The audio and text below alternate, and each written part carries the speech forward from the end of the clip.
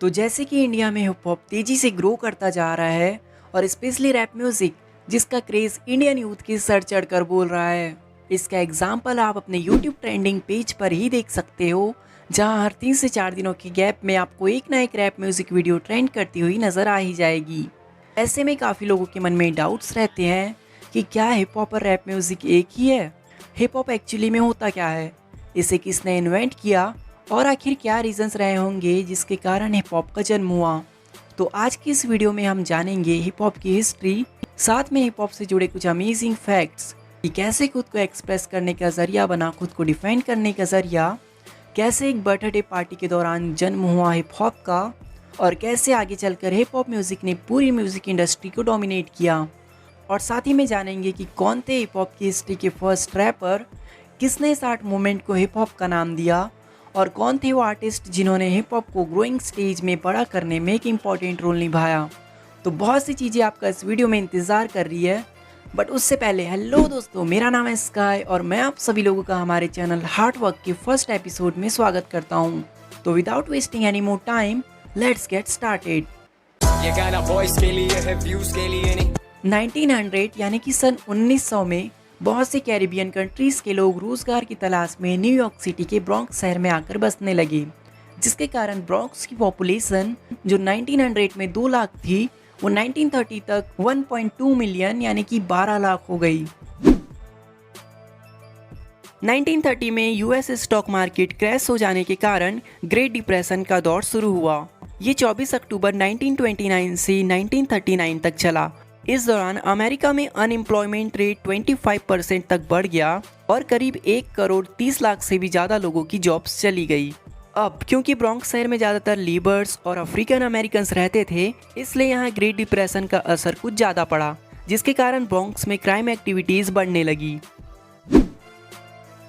1939 में शुरू हुआ सेकेंड वर्ल्ड वॉर। ये वर्ल्ड वॉर अमेरिका के लिए ग्रेट डिप्रेशन से निकलने का रास्ता बना।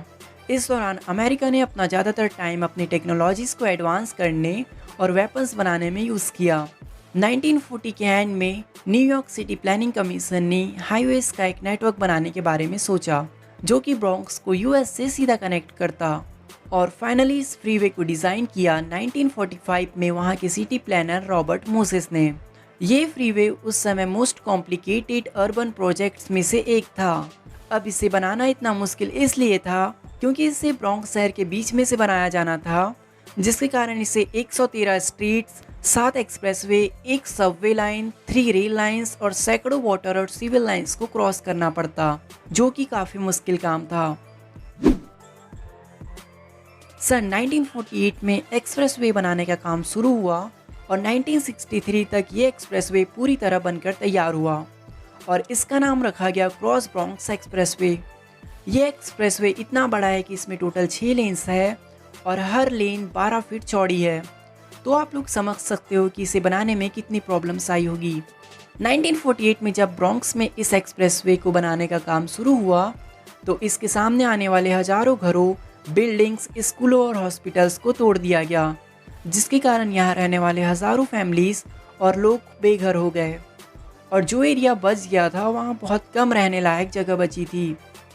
एक्सप्रेसवे बनाते समय जब इन लोगों के घरों को तोड़ा जा रहा था, तब यहाँ रहने वाले अफ्रीकन अमेरिकन्स ने इस प्रोजेक्ट के खिलाफ प्रोटेस्ट भी किया ताकि गवर्नमेंट इस प्रोजेक्ट को चेंज कर दे, बट अनफॉर्चुनेटली ऐसा नहीं हो पाया। और जब ये एक्सप्रेसवे बनकर तैयार हुआ, तब इसमें इतना ट्रैफिक रहता था कि यहाँ रहने वाले लोगों को हेल्थ प्रॉब्लम्स होने लगी। इस एक्सप्रेसवे के बनने के कारण अब ब्रॉन्क्स 2 हिस्सों में बढ़ चुका था। मतलब हम ये कह सकते हैं कि इस एक्सप्रेसवे ने ब्रॉन्क्स में एक वॉल क्रिएट कर दी थी, एक दीवार बना दी थी, जिसके एक तरफ नॉर्थ ब्रॉन्क्स था तो वहीं दूसरी तरफ साउथ ब्रॉन्क्स। नॉर्थ ब्रॉन्क्स में ज़्यादातर अमेरिकन्स यानी कि वाइट्स रहते थे, और एक्सप्रेसवे बनाते समय यहाँ उतना कंस्ट्रक्शन का काम नहीं हुआ था जितना कि साउथ ब्रॉन्क्स में हुआ था, इसलिए यहाँ रहने वाले लोगों के पास अब भी सारी फैसिलिटीज़ मौजूद थी। इन लोगों के पास इनके खुद के घर थे, एजुकेशन था, मेडिकल फैसिलिटीज़ और एक अच्छी लाइफस्टाइल थी। बट साउथ ब्रॉन्क्स में रहने वाले लोगों के साथ ऐसा नहीं था। एक्सप्रेसवे बनाते समय इनके घरों को तोड़ा गया था, साथ ही में यहाँ के पार्क्स, क्लब्स, स्कूल और हॉस्पिटल्स को भी तोड़ दिया गया था। जिसके कारण यहाँ रहने वाले लोगों के पास अब ना तो रहने के लिए घर थे, ना एजुकेशन, ना ही कोई मेडिकल फैसिलिटीज़। इनके पास एंजॉय करने के लिए पार्क्स और क्लब्स तक नहीं थे। ये लोग साउथ ब्रॉन्क्स की गैटोस यानी कि बस्तियों में रहने लगे। अब क्योंकि ये लोग अफ्रीकन अमेरिकन्स थे, इसलिए पुलिस भी इनको अच्छे से ट्रीट नहीं करती थी, जिसके कारण यहाँ 1960 के टाइम क्राइम रेट्स और वायलेंस एक्टिविटीज़ काफ़ी ज़्यादा बढ़ चुकी थी और यहाँ पर स्ट्रीट गैंग्स एक्टिव हो चुकी थी। इन्हीं गैंग्स में से एक गैंग का नाम था गैटो ब्रदर्स। ये गैंग साउथ ब्रॉन्क्स में ब्लॉक पार्टीज और हाउस पार्टीज ऑर्गेनाइज करती थी। तो जैसे कि मैंने बताया था कि एक्सप्रेसवे बनाते समय यहाँ के सारी पार्क्स और क्लब्स को तोड़ दिया गया था, जिसके कारण यहाँ रहने वाले लोगों के पास अब पार्टी करने और इन्जॉय करने के लिए कोई जगह नहीं बची थी और ना ही इनके पास इतने पैसे होते थे कि ये लोग बाहर के क्लब्स में जाकर पार्टीज कर सके। तो वो लोग अपने घरों में या स्ट्रीट्स को ब्लॉक करके उन स्ट्रीट्स के किनारे लगे खम्भों से इलेक्ट्रिसिटी लेकर अपने साउंड सिस्टम में उसे यूज़ करते और स्ट्रीट पर पार्टीज करते थे। अब क्योंकि ये पार्टीज स्ट्रीट को ब्लॉक करके की जाती थी, इसलिए इन पार्टीज को ब्लॉक पार्टीज कहा जाने लगा। 11 अगस्त 1973 में साउथ ब्रॉन्क्स के डीजे क्लीव कैंपबेल, जिन्हें डीजे कूल हर्क के नाम से जाना जाता है, उन्होंने अपने घर 1520 सेडविक एवेन्यू में अपनी बहन की बर्थडे पर एक हाउस पार्टी रखी थी, जिसमें उस अपार्टमेंट के सारे लोग इकट्ठा हुए थे और इसी पार्टी के दौरान जन्म हुआ हिप हॉप का। अब क्योंकि कूल हर्क एक डीजे थे, तो उन्होंने पार्टी के दौरान अपने साउंड सिस्टम में एक ही म्यूज़िक की 2 कॉपीज़ को अपने रिकॉर्ड प्लेयर में यूज़ किया। मतलब कि जैसे ही पहला रिकॉर्ड प्लेयर का म्यूज़िक ख़त्म होने पे आता, वो दूसरे रिकॉर्ड प्लेयर से उसी म्यूज़िक को फिर से स्टार्ट कर देते और 5 से 6 मिनट तक ऐसा ही करते और उसे लूप पर चलाते। इस टेक्निक को वो मैरी गो राउंड कहते थे। आगे जाकर इस टेक्निक को ब्रेकिंग और ब्रेक बीट कहा जाने लगा। इस पार्टी के दौरान जितने भी लोग वहाँ आए हुए थे, उन्होंने कूल हर्क के इस एक्सपेरिमेंट को काफ़ी ज़्यादा पसंद किया। अब इस पर इतना अच्छा रिस्पॉन्स मिलने के कारण कूल हर्क जिस भी पार्टी में जाते, वहाँ इस टेक्निक को प्ले करते, जिसके कारण वहाँ का जो क्राउड होता था वो काफ़ी ज़्यादा एक्साइटेड हो जाता और पब्लिक इस पर जमकर डांस करती थी और देखते ही देखते ये टेक्निक पूरे साउथ ब्रॉन्क्स में फैल गई और वहाँ के जो अदर डीजेस थे वो भी इस टेक्निक को यूज़ करने लगे। डीजे कूल हर्क की back to school jam party के बाद साउथ ब्रॉन्क्स में हाउस पार्टीज और ब्लॉक पार्टीज का क्रेज बढ़ता जा रहा था और उसी टाइम कूल हर्क ने जेम्स ब्राउन की एल्बम सेक्स मशीन के ड्रम सैंपल को यूज़ करना स्टार्ट किया। वो इन ड्रम सैंपल्स को यूज़ करके ब्रेक बीट बनाते और पार्टीज़ के दौरान अपने डीजे सेट्स पर इन्हें प्ले करते।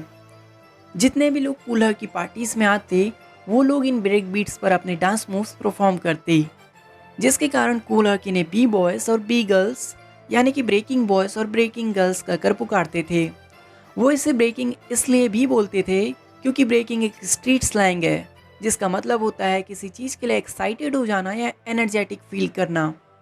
पार्टीज़ के दौरान ये लोग एक सर्कल बनाते और उस सर्कल के बीच बी बॉय या बी गर्ल परफॉर्म करते। स्टार्टिंग में ये लोग सिंपल डांस मूव्स करते थे, जैसे कि जंप करना, अपनी बॉडी को हिलाना, अपने पैर की उंगलियों को टच करना। लेकिन जैसे जैसे टाइम बीतता गया, ये नए नए मूव्स इस्तेमाल करने लगे और जब भी ये इन मूव्स को पार्टीज़ में परफॉर्म करते, वहाँ मौजूद क्राउड इन्हें चीयर करने लगता, जिसे देखकर वहाँ मौजूद बाकी लोग भी इनसे इंस्पायर होते और अपने घरों में जाकर इन स्टेप्स को ट्राई करते और कुछ नए और बेटर स्टेप्स करने की कोशिश करते। आगे जाकर इस स्टाइल को ब्रेक डांसिंग कहा गया और ऐसे मिला हिप हॉप को उसका सेकेंड एलिमेंट बी बॉइंग या कहे ब्रेक डांसिंग। साउथ ब्रॉन्क्स में जब भी कोई ब्लॉक पार्टीज, हाउस पार्टी या स्ट्रीट पार्टीज ऑर्गेनाइज की जाती थी, तो डीजे के साथ उनके ग्रुप मेंबर्स भी उस पार्टी का हिस्सा होते थे। इन्हीं ग्रुप मेंबर्स में से एक मेंबर माइक लेकर स्टेज पर आता था और वहां मौजूद क्राउड को डीजे से इंट्रोड्यूस कराता था और जब भी डीजे अपना म्यूजिक प्ले करने वाला होता, वो वहां मौजूद क्राउड को अपनी एनर्जेटिक लैंग्वेज में डांस करने और चीयर करने के लिए कहता। वो क्राउड को एंटरटेन करने के लिए जोक्स का भी इस्तेमाल करता, ताकि जितने भी लोग उस पार्टी में आए हैं वो पार्टी एंजॉय करें और पार्टी छोड़कर ना जाएं। आगे चलकर इन्हें शॉर्ट में एमसीज कहा जाने लगा, जिसका मतलब होता है मास्टर ऑफ सेरेमनी। कोकला रॉक, जो कि डीजे कूल हर्क के म्यूजिकल ग्रुप द हरक्यूलॉइड्स का हिस्सा थे, वो हिप हॉप म्यूजिक के फर्स्ट एमसी, रैपर या कहे मास्टर ऑफ सेरेमनी थे। अब कूल हर्क ने अपनी पार्टीज में वर्ड्स को राइम करके सिंपल रैप करना शुरू किया। और आगे जाकर जैसे टाइम बीतता गया, साउथ ब्रॉन्क्स के बाकी डीजेस भी ऐसा ही करने लगे। पहले ये सब ऑफ बीट किया जाता था, पर टाइम के साथ इन्हें ऑन बीट यानी कि बीट के साथ किया जाने लगा। साउथ ब्रॉन्क्स की जो आम जनता थी वो भी अब इन पार्टीज में अपनी डेली लाइफ की स्ट्रगल और प्रॉब्लम्स को पोइट्री के थ्रू बताने लगी। अब जबकि रैप म्यूजिक एक पावरफुल मीडियम बन चुका था प्रोटेस्ट करने का, तो अब इन लोगों ने यहाँ होने वाली police brutality, crime activities, violence, social political issues और टीन प्रेगनेंसी जैसे मुद्दे जिन पर कोई बात नहीं करता था, उन मुद्दों को अपनी पोइट्री और रैप के जरिए बताना शुरू किया। और यहाँ मिला हिप हॉप को उसका थर्ड की एलिमेंट एमसीइंग, या जिसे हम आज के दौर में रैपिंग और हिप हॉप म्यूजिक भी कहते हैं। ग्रैंड मास्टर फ्लैश और अफ्रीका बोम्बाटा, जो कि ब्रॉन्क्स के ही डीजे आर्टिस्ट थे, उन्होंने भी कूल हक की तरह हिप हॉप को बड़ा करने में एक इम्पॉर्टेंट रोल प्ले किया। ग्रैंड मास्टर फ्लैश ने जहाँ ब्रेकिंग, कटिंग और स्क्रैचिंग जैसी टेक्निक्स को और अच्छे तरीके से डेवलप किया, तो वहीं अफ्रीका बम्बाटा ने यूनिवर्सल ज़ुलू नेशन की स्थापना की और हिप हॉप को अदर कंट्रीज में फैलाने का काम शुरू किया। Universal Zulu Nation DJs, break dancers, graffiti artist और रैपर्स का एक ग्रुप है जो कि एक कंट्रीज से दूसरे कंट्रीज जाकर हिप हॉप को फैलाने का काम करता था। हिप हॉप के प्रति इन तीनों के योगदान को देखते हुए इन्हें फादर्स ऑफ हिप हॉप और फाउंडर्स ऑफ हिप हॉप भी कहा जाता है।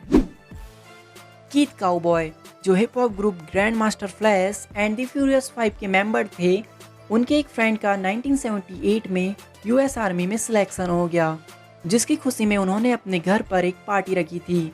और पार्टी में कीथ काउबॉय ने सोल्जर्स जो परेड के टाइम लेफ्ट राइट बोलते हैं, उन शब्दों की मिमिक्री की और उन्हें हिप हॉप कहा। अब वो जिस भी पार्टी में परफॉर्म करने जाते, वो खुद को और अपने ग्रुप के बाकी मेंबर्स को हिप हॉपर्स कहते। यहाँ से इस आर्ट मूवमेंट को हिप हॉप कहा जाने लगा। तो हम ये कह सकते हैं कि कीथ काउबॉय वो पहले इंसान थे जिन्होंने इस पूरे आर्ट मूवमेंट को हिप हॉप का नाम दिया।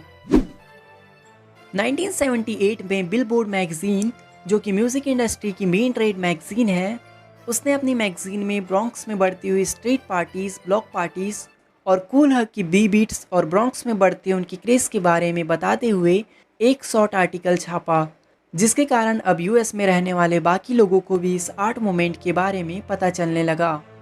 हिप हॉप म्यूजिक के बढ़ते हुए क्रेज और मीडिया के अटेंशन मिलने के बाद अब यहाँ बहुत से रिकॉर्ड लेबल्स यानी कि म्यूजिक कंपनीज आने लगी। इन रिकॉर्ड लेबल्स के आने से फ़ायदे भी हुए और कुछ नुकसान भी हुए। फ़ायदा ये हुआ कि अब हिप हॉप बस ब्रॉन्क्स तक ही सीमित नहीं रहने वाला था, और नुकसान ये हुआ कि इन रिकॉर्ड लेबल्स के आने के बाद से यहाँ पर ब्लॉक पार्टीज़ और स्ट्रीट पार्टीज होना कम हो गई। अब सभी आर्टिस्ट ने अपना फोकस अपने म्यूजिक को रिकॉर्ड करने में लगाना स्टार्ट किया। अब ब्रॉन्क्स में स्ट्रीट पार्टीज, ब्लॉक पार्टीज और क्लब पार्टीज की जगह इन रिकॉर्ड लेबल्स ने ले ली। 1979 में रिलीज हुआ हिप हॉप हिस्ट्री का फर्स्ट रैप सॉन्ग, जिसका नाम था रैपर्स डिलाइट। इसे गाया था सुगर हिल गैंग ने। ये ट्रैक एक रिकॉर्ड लेबल सुगर हिल के थ्रू रिलीज किया गया था। देखते ही देखते ये ट्रैक पूरे अमेरिका में पॉपुलर हो गया, और अब जिन लोगों को हिप हॉप के बारे में कोई नॉलेज नहीं थी, उन लोगों को भी हिप हॉप कल्चर के बारे में पता चलने लगा। 1980 में कर्टिस ब्लो, जो कि हिप हॉप हिस्ट्री के फर्स्ट कमर्शियल सक्सेसफुल रैपर थे, उन्होंने अपनी पहली एल्बम जिसका नाम था ब्रेक रिलीज करी। इस एल्बम की टाइटल ट्रैक की टोटल 5 लाख कॉपी सोल्ड हो गई, और ये बन गया हिप हॉप हिस्ट्री का फर्स्ट रैप सॉन्ग जिसे गोल्ड सर्टिफिकेट मिला था। Recording industry association of America के द्वारा जब भी किसी आर्टिस्ट के किसी ट्रैक की 500,000 कॉपीज़ यानी कि 5 लाख कॉपीज सोल्ड हो जाती है, तो उसे गोल्ड सर्टिफिकेट, और 1 मिलियन यूनिट सोल्ड हो जाने पर प्लैटिनम सर्टिफिकेट, और 10 मिलियन यूनिट सोल्ड हो जाने पर उसे गोल्डन सर्टिफिकेट दिया जाता है। 1982 में grand master flash and the furious 5 ने द मैसेज नाम का एक ट्रैक रिलीज किया, जिसमें उन्होंने यहाँ होने वाले सोशल पॉलिटिकल इश्यूज और वायलेंस पर खुलकर अपनी बात रखी। इस ट्रैक को लोगों ने काफ़ी पसंद किया, और इससे इंस्पायर होकर वहाँ के बाकी आर्टिस्ट भी अब सोशल पॉलिटिकल इश्यूज पर रैप लिखने लगे। अब इस पूरे आर्ट मूवमेंट ने एक कल्चर का रूप ले लिया। ये यहाँ के लोगों की डेली लाइफ का एक हिस्सा बन गया। अब ये लोग अपनी आर्ट के माध्यम से अपनी बातें रखने लगे।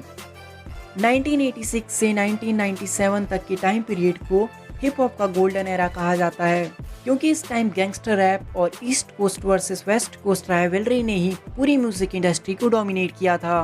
और हिप हॉप को मेन स्ट्रीम करने में एक इम्पॉर्टेंट रोल प्ले किया।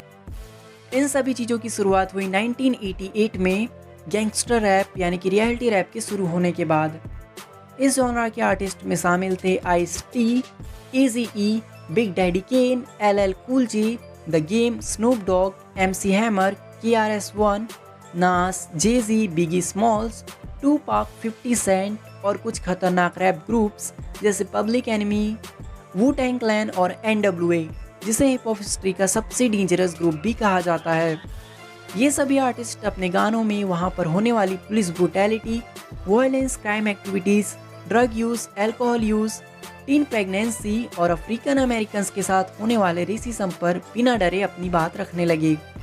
ये रैपर्स बिल्कुल गैंगस्टर्स की तरह अपनी लाइफ स्पेंड करते थे और बिना डरे अपनी गानों में अपनी बात रखते थे, जिसके कारण इस जॉनरा को गैंगस्टर रैप कहा जाने लगा।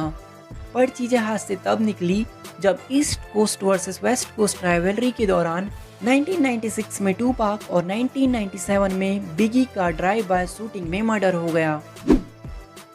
6 मई 2001 को UNESCO, the United Nations Educational, Scientific and Cultural Organization ने हिप हॉप को एक कल्चर के रूप में एक्सेप्ट किया। हिप हॉप कल्चर के मेनली 5 एलिमेंट है जिससे मिलकर ये कल्चर बना है।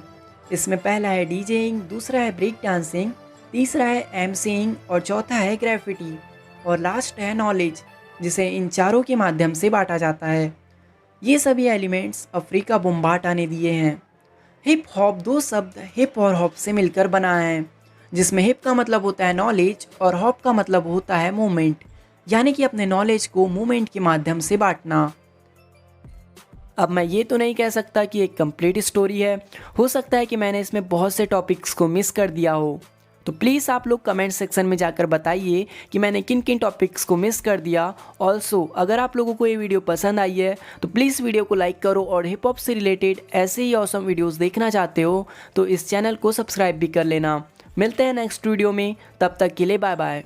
छुटकारा मिला मुझे लोगों की बातों से, दिल पे लगते सब आंसू आते थे आंखों से, मुलाकात करता हूँ खुद के जज्बातों से, खुश लगता जब खुद को देखता हूँ रातों में।